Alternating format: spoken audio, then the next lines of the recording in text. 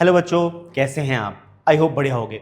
बच्चों, आज की जो हमारी क्लास है ये एक बहुत ज़्यादा इंपॉर्टेंट टॉपिक पर है जिसको बोलते हैं पैरेलल प्लेट कैपेसिटर।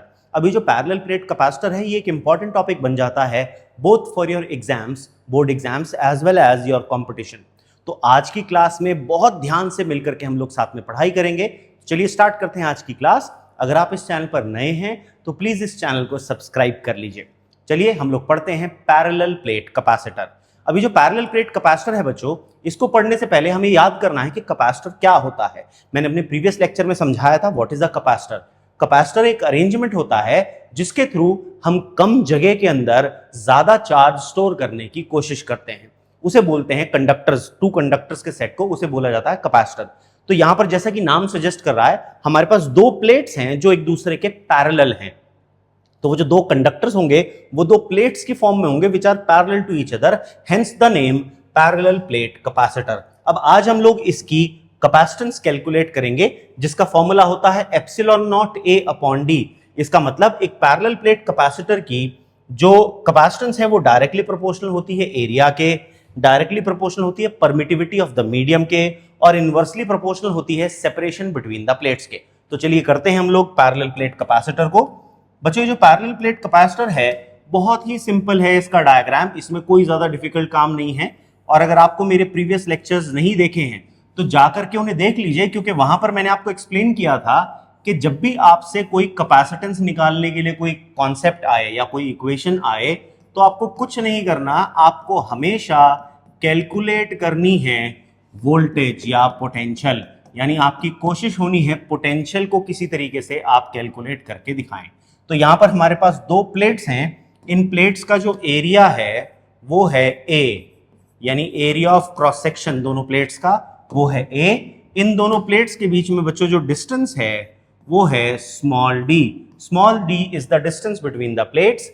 यहां पर जो चार्ज दिया गया है प्लस क्यू, यहां पर जो चार्ज दिया गया है माइनस क्यू। अब हम सब जानते हैं कि बीच में इलेक्ट्रिक फील्ड एग्जिस्ट करती है और वो इलेक्ट्रिक फील्ड होती है from positive plate towards the negative plate.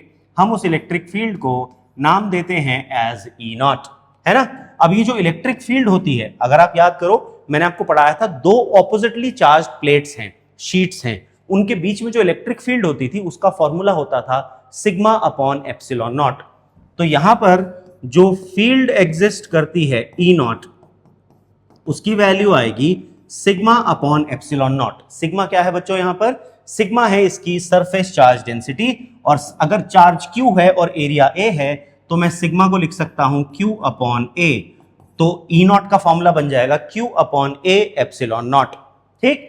अब अगर आपको पोटेंशियल कैलकुलेट करना है तो जो इलेक्ट्रिक पोटेंशियल होगा between the plates, electric potential V या V नॉट जिसको बोलेंगे, वो हो जाएगा E नॉट इंटू डी। ये फॉर्मूला कहां से आया? ये आया E equals to dV upon dr। तो V का फॉर्मूला E इंटू dr।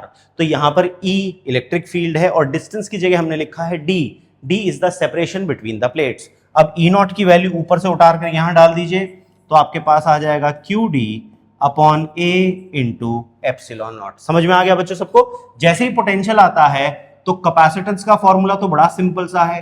क्या होता है कैपेसिटेंस का फॉर्मूला? कैपेसिटेंस का फॉर्मूला होता है चार्ज अपॉन पोटेंशियल। पोटेंशियल की वैल्यू जैसे ही आप पुट करेंगे Q upon QD by epsilon not A, यही बैठेगा बच्चों। इस Q से ये Q कैंसिल हो जाएगा तो मेरे पास कैपेसिटेंस का फॉर्मूला आ जाएगा epsilon not A upon D।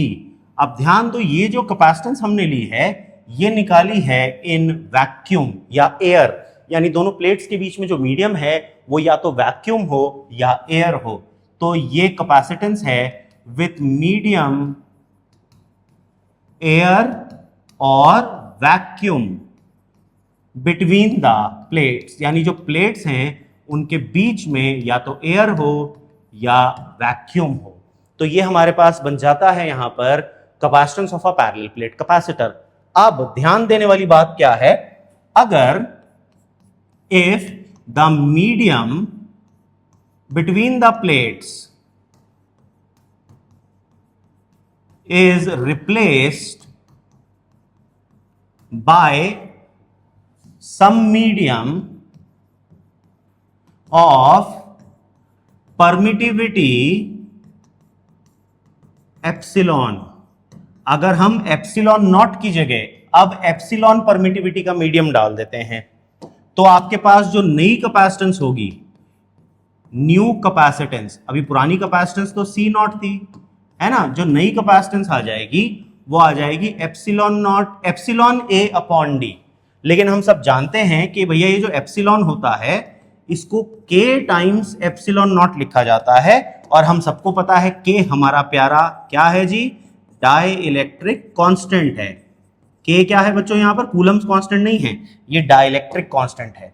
ठीक, ये वैल्यू जैसे ही आप यहां सब्स्टिट्यूट करोगे तो आपके पास c का फॉर्मूला आ जाएगा k epsilon not a upon D, जिसको आप लिख सकते हो k टाइम्स c नॉट। तो जो कैपेसिटेंस है वो कितने बढ़ जाती है, तो capacitance increases k times, capacitance increases to k times c naught. c naught क्या थी, वैक्यूम के साथ जो कैपेसिटेंस थी, अब मीडियम के साथ कैपेसिटेंस कितने गुना हो जाती है, k टाइम्स। ध्यान रखिएगा यहां पर मैंने कैपेसिटर को पूरी तरह भर दिया है विद अ डाइलेक्ट्रिक मीडियम, कोई प्लेट नहीं डाली है यहां पर पूरी। अगर प्लेट भी डालोगे तो पूरी डिस्टेंस d की, यानी कैपेसिटर पूरी तरह फिल हो जाना चाहिए by a medium of dielectric constant k, तो कैपेसिटेंस k टाइम्स हो जाती है। ठीक है ना, तो ये हमें समझ में आया कि पैरेलल प्लेट कैपेसिटर की कैपेसिटेंस किस तरह से बच्चों हम लोग कैलकुलेट कर सकते हैं। आई होप आपको यहां तक क्लियर हो गया। चलिए अब हम देखते हैं, अगर हम ग्राफ बनाएं किसका, Q वर्सेस C। ठीक है, C varies with the potential difference V, shown how charge Q given to a capacitor of capacity C varies with the potential difference V। यानी हमें Q वर्सेस V ग्राफ बनाना है। ठीक है, तो अब अगर आप याद करो, फॉर अ कैपेसिटर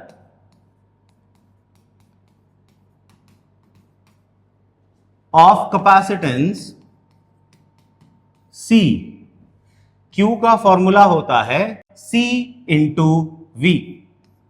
ठीक है, Q का फॉर्मूला क्या होता है, C इंटू V। अब ये कैपेसिटर तो कैपेसिटेंस जो होती है बच्चों, इसको क्या ले सकते हो आप, constant, you can treat it as a constant. तो मैं कह सकता हूं Q और V का रिलेशन कैसा है, डायरेक्टली प्रोपोर्शनल है। तो अगर हमें ये बात पता हो कि दो चीजें आपस में डायरेक्टली प्रोपोर्शनल है और आपसे कहा जाए बच्चों उसका ग्राफ बना करके दिखाओ, तो हम सब जानते हैं कि भैया डायरेक्टली प्रोपोर्शनल का जो ग्राफ होता है वो होता है एकदम सीधी रेखा, अ स्ट्रेट लाइन, है कि नहीं। तो हम यहां पर कुछ नहीं करेंगे, हम यहां ले लेंगे चार्ज और यहां ले लेंगे पोटेंशियल। ठीक है, तो अब अगर आप लाइन बनाएंगे, स्ट्रेट लाइन बन जाएगी हाँ कि ना, यस सर। क्यों, क्योंकि डायरेक्टली प्रोपोर्शनल है, तो हमारे पास जो लाइन आएगी that will be a straight line. बच्चों याद रखना ये एक आइडियल कैपेसिटर का केस है, this is the case of an ideal capacitor.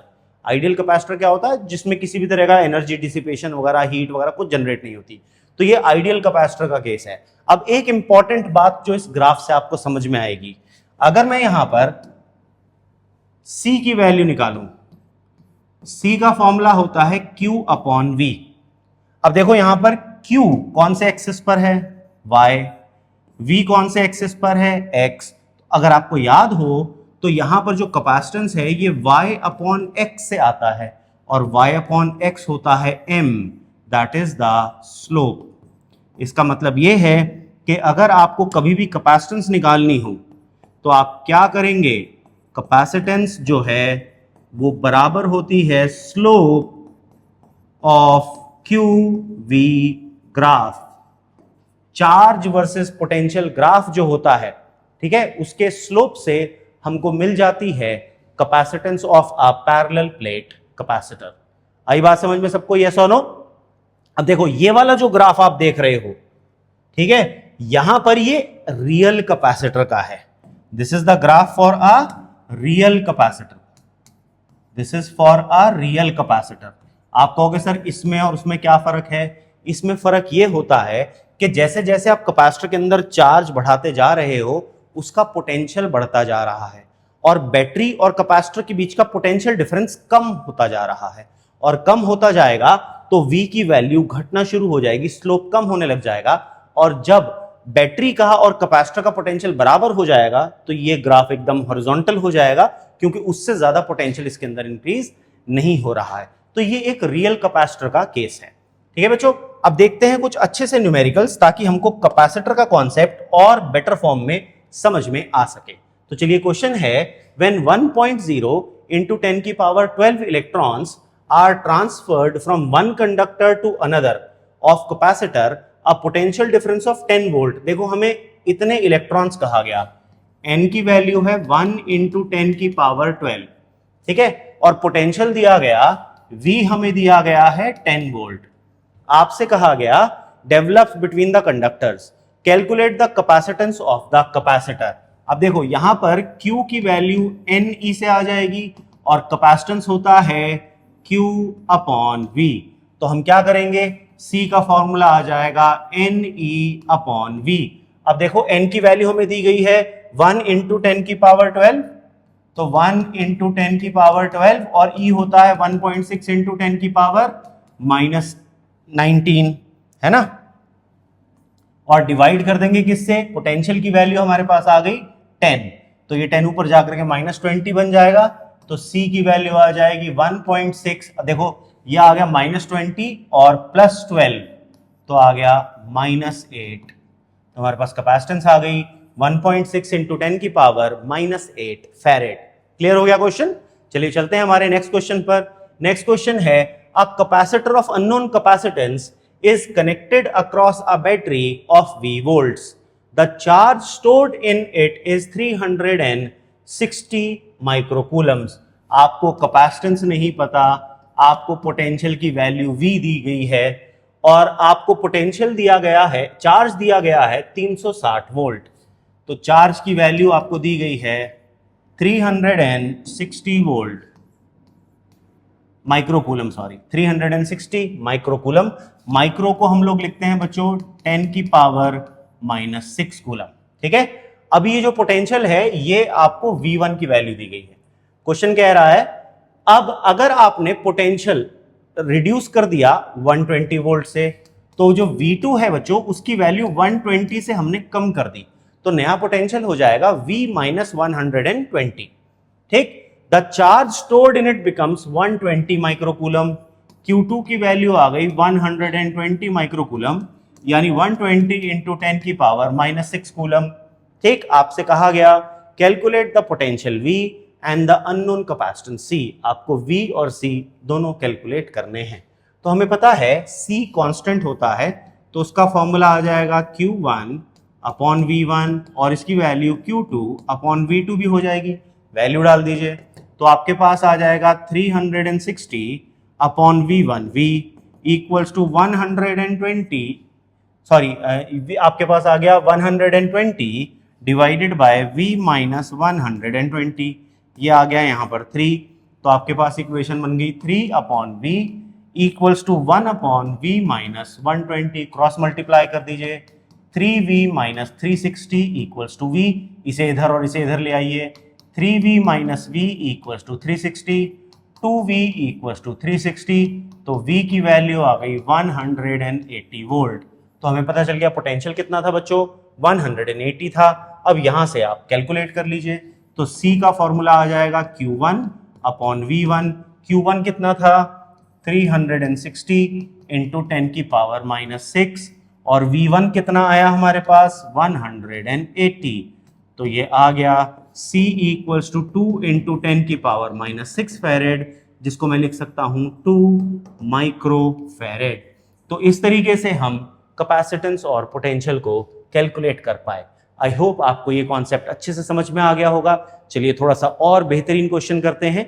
Next question है, अ parallel plate capacitor has plate area of 25 centimetre square, यानी हमें एरिया ऑफ प्लेट्स दिया गया है 25 centimetre square and a separation of 2 millimetre between its plates. तो D की value है 2 millimetre, जिसको हम लिखेंगे 2 इंटू 10 की power minus 3 meter. The capacitor is connected to 12 volt battery. आपको बैटरी यानी पोटेंशियल दिया गया है 12 वोल्ट का। आपसे कहा गया find the charge on the capacitor. तो पहले अगर आप याद करो कैपेसिटेंस की वैल्यू आ जाएगी epsilon not a upon D, है ना। अब देखो एप्सिलॉन नॉट जो है वो इसकी एक स्टैंडर्ड वैल्यू है, स्टैंडर्ड वैल्यू होती है एप्सिलॉन नॉट की, जिसको हम लिखते हैं 8.85 इंटू 10 की पावर -12। और अगर आप a की वैल्यू देखो ये आ जाएगी 25 इंटू 10 की पावर -4 डिवाइडेड बाय d हमारे पास है 2 इंटू 10 की पावर -3, है ना। आपसे कहा गया आपको चार्ज निकालना है, और अगर आपने प्लेट सेपरेशन को डिक्रीज कर दिया what extra charge will be there, तो आपको एक्स्ट्रा चार्ज की वैल्यू भी यहां पर कैलकुलेट करनी है, ठीक है। तो अगर मैं इसको ऊपर नीचे 4 से मल्टीप्लाई कर दूं तो यह आ जाएगा 885 डिवाइडेड बाय 8। तो आपके पास C की वैल्यू आ जाएगी बच्चों 1.1 इंटू 10 की पावर, अब देखो यहां पर -3 ऊपर जाकर प्लस हो गया, तो आपके पास वैल्यू आ गई -11, है ना। ये आपके पास इनिशियल कैपेसिटेंस आ गई, तो नई इनिशियल कैपेसिटेंस आ गई। अब आपसे कहा गया चार्ज निकालो, देखो चार्ज की वैल्यू जो हो जाएगी Q1 वो आ जाएगी C इंटू वी। C है 1.1 इंटू 10 की पावर -11, और V हमें कितना दिया गया है क्वेश्चन में, V हमको दिया गया है 12 वोल्ट का, ठीक है ना, तो इंटू 12। तो बच्चों Q1 की वैल्यू आ जाएगी 13.2 इंटू 10 की पावर -11 कूलम, ठीक। ये चार्ज की वैल्यू आ जाएगी। आप इसको 1.32 इंटू 10 की पावर -10 भी कर सकते हैं। उसके बाद इन्होंने कहा if the plate separation is decreased bye 1 millimetre, पहले कितना था 2 मिलीमीटर, अब अगर 1 से कम कर दूंगा तो बचेगा कितना, 1, आधा ही हो जाएगा। यस और नो। आपसे कहा गया what extra charge is required, तो जो नई कैपेसिटेंस होगी C डैश, उसको हम बोल सकते हैं epsilon not A upon D dash. अगर आप वैल्यू डालोगे 8.85 इंटू 10 की पावर -12 और एरिया था 25 इंटू 10 की पावर -4 डिवाइडेड बाय 1 इंटू 10 की पावर -3, तो जो नई कैपेसिटेंस आएगी आएगी 2.2 इंटू 10 की पावर -11 फैरेड, ठीक। अब जो नया चार्ज आ जाएगा Q डैश वो आ जाएगा C डैश इंटू V, तो हम लिखेंगे 2.2 इंटू 10 की पावर -11 इंटू V है 12। पिछली बार 132 13.2 आया था, अब डबल हो जाएगा, तो Q डैश की वैल्यू आ जाएगी 26.4 इंटू 10 की पावर -11 कूलम, ठीक। अब आपको करना है change extra charge delta Q, तो आप करोगे Q डैश माइनस Q और आपका आंसर आ जाएगा 1.32 इंटू 10 की power -10 coulomb. This will be the additional charge जो कि उस कैपेसिटर के ऊपर स्टोर हो जाएगा। आई होप जो आपको यहां तक अच्छे से समझ में आ गया। चलिए चलते हैं एक और सवाल देखते हैं। लास्ट क्वेश्चन है the given graph shows the variation of charge Q versus potential. यहां पर है चार्ज, यहां पर है पोटेंशियल। हम सब जानते हैं चार्ज वर्सेस पोटेंशियल ग्राफ का जो स्लोप होता है वो हमें देता है कैपेसिटेंस, ठीक है। आपसे कहा गया दो कैपेसिटर्स हैं C1 and C2, the two capacitors have the same plate separation, यानी D की वैल्यू सेम है दोनों के लिए, but the plate area of C2 is double the C1। तो देखो D1 और D2 दोनों के लिए D है, जो A1 अगर A है तो A2 की वैल्यू 2A है, डबल दैट ऑफ C1, ठीक है। आपको बताना है कौन सा ग्राफ किसका है। तो देखो आप सीधा सीधा कॉन्सेप्ट लिखो, C1 की वैल्यू आएगी epsilon not A upon D, C2 की वैल्यू आ जाएगी epsilon not into 2A upon D, यानी ट्वाइस ऑफ C1।